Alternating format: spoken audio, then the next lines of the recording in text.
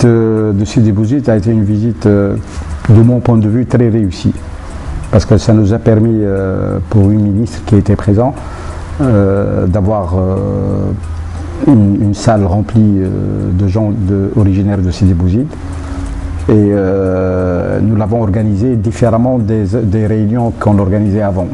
Donc la démarche est la suivante, c'est que le gouvernorat de Sidi Bouzid a envoyé une liste de projets pour Sidi Bouzid. Nous avons travaillé sur cette liste ici, au ministère, et nous avons trouvé que la somme globale nécessaire pour réaliser tous les projets proposés par Sidi Bouzid, la somme globale est de 368 millions de dinars. Les 368 milliards sont faisables, mais sont faisables sur 3 ans. C'est donc un plan de développement de Sidi Bouzid. C'est ça ce que je cherche. Je cherche à ce que chaque gouvernorat puisse, avec sa société civile, avec ses compétences, avec les gens originaires de la région, du gouvernorat, proposer quelque chose que l'on peut réaliser sur une période de 3 ans. Donc ça devient un plan de développement. Quand je suis allé à Sidi Bouzid, je leur ai dit voilà, la chose est simple. Dans le budget 2011 que ce gouvernement n'a pas préparé. C'est un budget qui a été préparé avant la Révolution.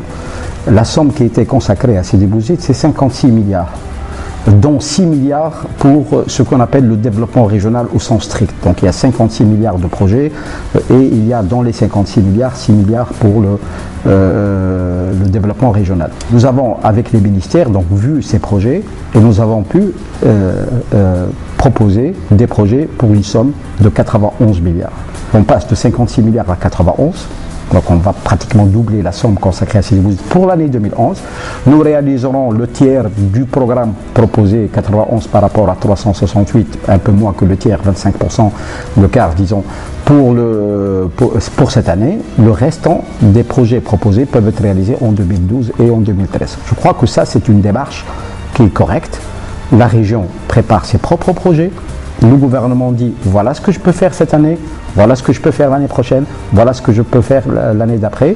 Et ainsi, la population trouvera un plan de développement où tous les projets qui ont été imaginés par le gouvernement seront nécessairement réalisés, mais ils ne peuvent pas être réalisés en une année, ils peuvent être réalisés en 2-3 ans. Cette démarche, on l'a faite au niveau de Sidi Bouzid, mais il faut savoir que c'est exactement la même démarche qui sera faite pour toutes les régions. Il va de soi que la répartition des crédits, des dotations budgétaires pour les régions doivent adopter des critères objectifs. Alors 91 milliards à Sidi Bouzid, ça ne veut pas dire qu'un autre gouvernorat va avoir moins ou plus. Il faut un critère objectif. Toutes les régions seront traitées de la même manière. Et ces critères objectifs sont la population, par exemple. Le gouvernement de Sidi Bouzid a 400 000 habitants, ils ont eu 91 milliards. J'imagine que si un autre gouvernorat a 200 000 habitants, par exemple, ils auront la moitié des 46. Si un gouvernorat a 100 000 habitants, il aura 23 milliards. Donc il y a 23 milliards pour 100 000 habitants. Ça va nous permettre d'avoir un critère objectif de répartition des fonds budgétaires au niveau de tous les gouvernorats. Ainsi, tous les gouvernorats sauront qu'ils seront traités exactement de la même manière. J'ai appelé tous les gouverneurs. J'ai demandé à tous les gouverneurs de m'envoyer la liste des projets et j'ai dit aux gouverneurs, ne vous les mettez pas, ne vous posez pas de questions sur est-ce que c'est faisable ou pas. Rêvez, donnez-moi tous les projets. Ce serait extraordinaire si chaque gouvernorat m'envoie une liste de projets. Même si ces projets dépassent les moyens financiers, ça ne fait rien parce qu'on peut toujours programmer sur plusieurs années. Et donc à partir du moment où je reçois du gouvernorat ces projets, on les étudie ici et on repart avec un ensemble de ministres concernés, le ministre de l'Industrie pour tout ce qui est industrie, le ministre de l'Agriculture pour ce qui est agriculture, le ministre de la Santé, le ministre de l'Enseignement supérieur, ils viendront avec moi et on ira dans la région leur proposer. Et la réaction des habitants de Sidi Bouzid a été une bonne réaction parce qu'ils ont compris ce message, ils ont très bien compris ce message. Il va de soi que certains peuvent être mécontents parce que, alors la même démarche doit être faite par le gouvernorat sur ces délégations. La démarche que fait le gouvernement auprès des 24 gouvernorats, chaque gouvernorat doit épouser la même démarche pour les différentes délégations. Ainsi, toutes les délégations seront traitées sur le même pied d'égalité par le gouvernorat. Tous les gouvernorats seront traités sur le même pied d'égalité par le gouvernement. C'est une façon transparente de gérer le budget. C'est une façon qui est acceptée par la population. S'il y a certains qui ne sont pas contents parce qu'ils ont d'autres raisons de ne pas être contents, mais ça c'est normal. Pendant cette période, on ne peut pas faire l'unanimité. Un gouvernement transitoire, donc on est responsable du budget 2011, donc c'est nous qui nous sommes en train de réviser le budget 2011, mais on est transparent sur la méthode. Et donc demain, quand il y aura des élections, c'est à la population de demander au nouveau gouvernement qui sera élu si notre démarche qu'on propose elle est acceptable et elle est jugée bonne. À ce moment-là, c'est à la population d'exiger du nouveau gouvernement qu'ils adoptent la même démarche. Donc nous avons un rôle d'urgence, c'est vrai, nous sommes provisoires, mais ceci ne nous empêche pas d'avoir un rôle pédagogique, d'avoir un rôle pour donner la méthode de faire. Ensuite, les gens qui seront élus pourront faire comme nous, et ils pourront ne pas faire comme nous, mais au moins la population aura, quand elle va élire ce nouveau gouvernement, aura les conséquences de ses choix.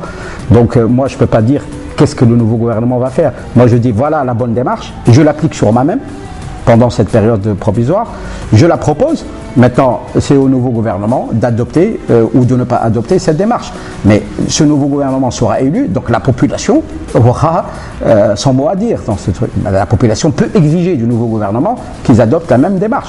Et si la démarche est mauvaise, le prochain gouvernement peut changer la démarche, mais il sera responsable devant sa population. Le premier dossier, c'est la régionalisation de la Tunisie. Nous sommes en train de vouloir proposer un nouveau découpage du territoire tunisien basé sur des critères économiques, sachant que le découpage actuel est un découpage administratif. Ça, c'est le premier dossier. Le deuxième dossier sur lequel on est en train de travailler, c'est comment promouvoir des statistiques régionales. Comment faire en sorte qu'au niveau de chaque région, il y ait des statistiques, parce qu'on ne peut pas faire des plans de développement si on n'a pas les statistiques de la région. Ça, c'est le deuxième dossier. Le troisième dossier sur lequel nous sommes en train de travailler, c'est les incitations pour les investisseurs pour aller dans les régions de l'intérieur. Aujourd'hui, il y a des incitations différentes d'une délégation à l'autre. Il y a des délégations qui profitent de 25% pour les subventions à l'investissement, des délégations 15%. Donc on va revoir tout ça pour donner aux 14 gouvernorats de l'intérieur les mêmes incitations financières et fiscales pour l'investissement privé. Et nous sommes en train de travailler sur la gouvernance locale, comment assurer la gouvernance locale dans une région, comment on doit organiser ce qu'on appelle la gouvernance locale, c'est-à-dire les institutions locales, pour faire en sorte qu'il y ait une démocratie participative et locale, parce que je pense qu'un pays qui fait une transition démocratique, la transition démocratique, c'est pas seulement tous les 5 ans des élections législatives et présidentielles, la véritable transition démocratique, elle doit se faire au niveau local, et donc comment la population, dans sa délégation, au niveau local, exerce bel et bien la démocratie locale. Donc ces 4 ou 5 chantiers, on est en train de travailler sur tout ça. J'espère que d'ici début juillet, nous proposerons une démarche qui va concerner tous ces aspects. Et ce sera une méthode, ce sera une vision de développement régional en Tunisie. Encore une fois, c'est un effort qu'on fait. Le gouvernement qui sera élu dans les prochaines élections, il pourra, si ça lui plaît, aller dans le même sens. Si ça ne lui plaît pas, il peut changer, mais il rendra compte à la population qu'il aura élu.